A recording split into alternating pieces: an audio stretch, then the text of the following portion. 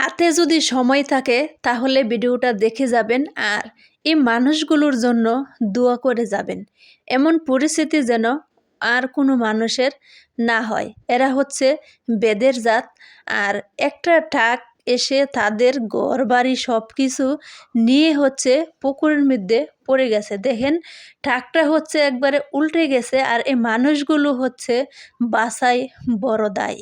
কারণ এই মানুষগুলো রাতের বেলা ঘুমের ঘরে ছিল। সে মানুষগুলো হচ্ছে হঠাৎ করে যখন পুকুরে পড়ে যায় তখন সে মানুষগুলোর কি অবস্থা হতে পারে একটু ভাবনা চিন্তা করে মানুষগুলোর জন্য দোয়া করবেন। কারণ আমরা সবাই হচ্ছে মানুষ, কারণ মানুষের পাশে মানুষ দাঁড়াইতে হয়। তো সে মানুষগুলোর জন্য সবাই একটু দোয়া করবেন, এই মানুষগুলো যেন সুস্থভাবে আবারও পৃথিবীর আলো বাতাস দেখতে পারে। রাতের বেলা এরকম দুর্ঘটনা হয়, দিনের বেলা হচ্ছে এই মানুষগুলোকে উদ্ধার করা হয়। অনেকের খুঁজে পাচ্ছে, অনেকেরই খুঁজে পাচ্ছে না। বাচ্চাগুলোর কি অবস্থা, বেশি অংশই হচ্ছে পানি খেয়ে সবাই ডুবে আছে।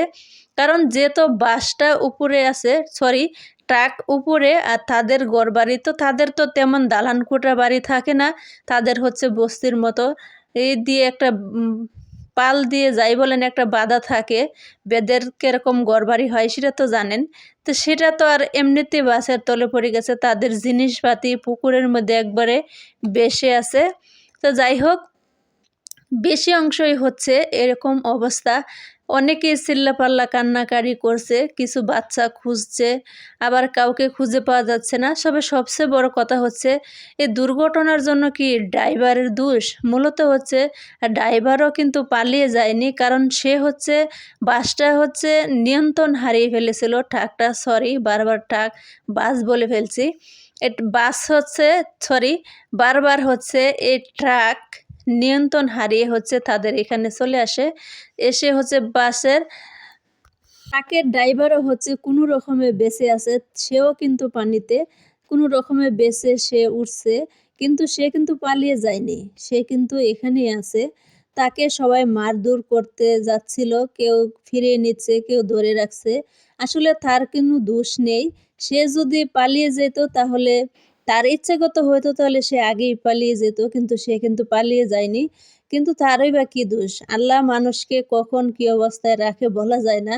তবে বেশি অংশ মানুষের মেয়েদের হচ্ছে পরনের কাপড় চোপড় ছিঁড়ে একবারে লণ্ডভণ্ড হয়ে গেছে। কারণ ছেলেদেরও কিন্তু প্যান্ট শার্ট ছিঁড়ে মিড়ে লণ্ডভণ্ড হয়ে গেছে।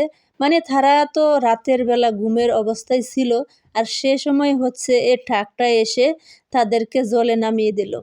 তো মানুষগুলো হচ্ছে বেশি অংশ পেটের থেকে পানি বের করা হচ্ছে, কাউকে হসপিটাল নিয়ে যাচ্ছে, কেউ হচ্ছে আহত হয়ে পড়ে আছে। মানে এত মানুষ, কার ভিতরে কাকে কে খুঁজতে বেড়াবে? ট্রাকের ভিতরে হচ্ছে অনেক মাল সামানা ছিল। তো সব মিলেই হচ্ছে অনেকটাই হচ্ছে দুর্ঘটনা হয়ে গেল ঘুমের ঘরে। আর বলা যায় না কখন মানুষের কী অবস্থা হয়। তবে পুকুরের ভিতরে হচ্ছে সবগুলোই পড়ে গেছে। ট্রাকটা দেখেন কিভাবে উল্টে পড়ে আছে, যে ট্রাকটাকে এভাবে কাইত হয়ে পড়েনি, চিত হয়ে পড়েছে একবারে, যে ট্রাকটার তলে সব কিছু পড়ে গেছে। এর ভিতরে ঢুকে ঢুকে মানুষকে খুঁজে খুঁজে বের করে একজনকে নিয়ে আসা হচ্ছে। মানুষ এভাবেই হচ্ছে, এর ভিতরে মানুষ যে নিজে ইচ্ছা করে বের হবে তেমন একটা সুযোগ কিন্তু তারা পাচ্ছিল না। দিনের বেলা সবাই গিয়ে হচ্ছে তাদেরকে একজন একজন করে বের করা হচ্ছে, তারা স্বইচ্ছায় কিন্তু বের হতে পারেনি, এমনভাবে ডুবে গেছে। তো যাই হোক, আমার চ্যানেলে যারা নতুন সাবস্ক্রাইব করে পাশে থাকবেন, অসংখ্য ধন্যবাদ সবাইকে ভিডিওটা ধৈর্য ধরে দেখার জন্য। যারা সাবস্ক্রাইব করে দিয়েছেন সবাইকে অসংখ্য ধন্যবাদ জানাই।